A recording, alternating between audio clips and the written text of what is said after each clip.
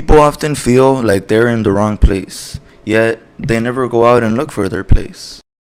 Paulo Coelho, a world-renowned writer, said, "To realize one's destiny is a person's only obligation."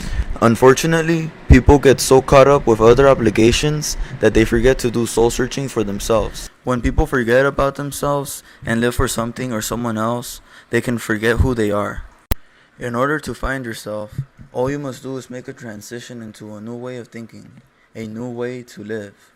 Have you ever wondered why people do the things they do? Why humanity creates and destroys? Well, it's because of what people believe. People are constantly surrounded by different belief systems and have the ability to believe anything they choose. As an example, people believe time is real because we have clocks on the wall. But if you think about it, it's just an illusion.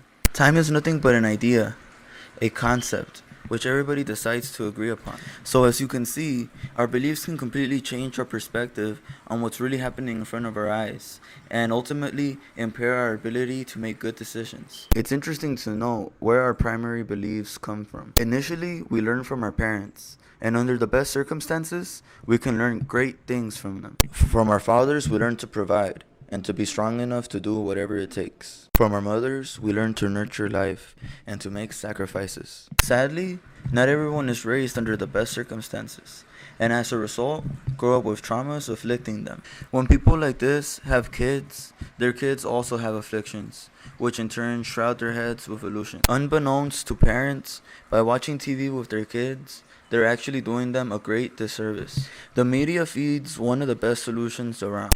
People watching TV give it their full attention. Even if the conscious mind drifts away, the subconscious mind is there to catch every detail. Over time, people eat, sleep, and drink TV, and soon, their thoughts are no longer their own. The media gets people's attention focused on extremely irrelevant things, like where a famous actor is vacationing. The mainstream media can easily become a mental prison, but this is only one of many mental prisons. In the United States, the education system is so bad that some high schools are considered failure factories. Parents send their kids to public schools with the idea that their kids are getting good educations. Unfortunately, because everybody learns differently, it's not easy for school boards to educate every single student properly. Consequently, not every student gets the attention that they require. At the loss of the individual, students who can't read or do math are passed along because schools are too overcrowded.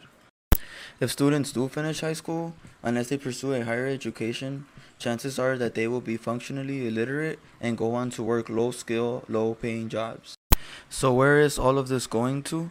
Well, we've gone over childhood, education, the media, and economics. And you might agree that all of these are nothing but illusions that only blind us from reaching our true potential. When you allow any of these things to control you, you're really allowing your ego to take control of you. Benjamin Stewart described the ego as the idea and concept we create about ourselves. The ego is the greatest illusion, but once you see through it, you can really be free.